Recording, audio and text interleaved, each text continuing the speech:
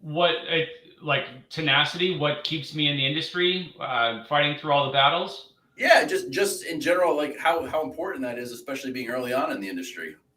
Well, I think you have to understand that you're building a business, and you have to give it probably a solid 2 years to really get a sense for what the business is.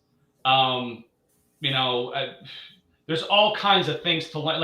I have at least some sales background. I understand kind of a sales cycle and some of the psychology of the emotion of it and all that. I think it's you have to find a way to battle through and have the faith that it will be better on the other side. There's so many highs and so many lows.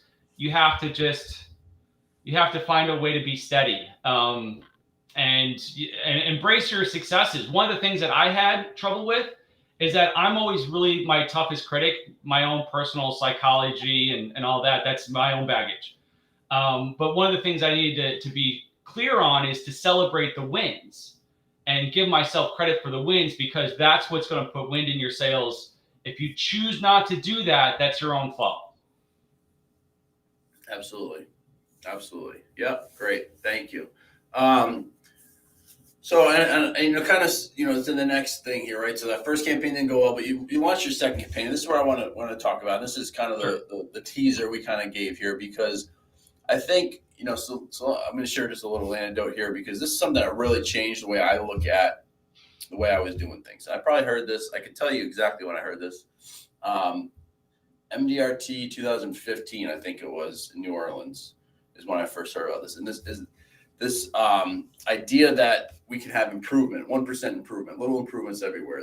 James Clear wrote a great article about this, about the Great Britain cycling team. You can Google that if you want to check it out.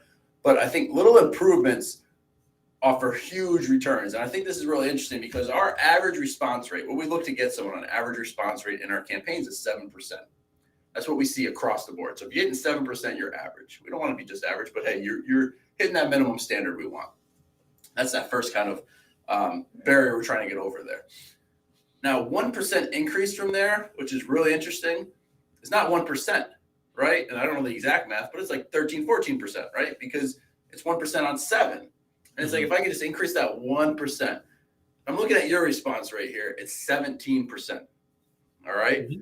And so that means what that means for responses and opportunities and all that. I mean, it's just, and I think there's a question. I think you got 3 leads in the last, was it 3 leads in the last week or so? Is you starting to get opportunities? Yeah. And I've already closed one, and he's already referring other people. And so there's a snowball effect to it. So it's not just a one and done. If you do this right, you've established the credibility. I think there's a lot of referral follow-on business to be had if you do this right.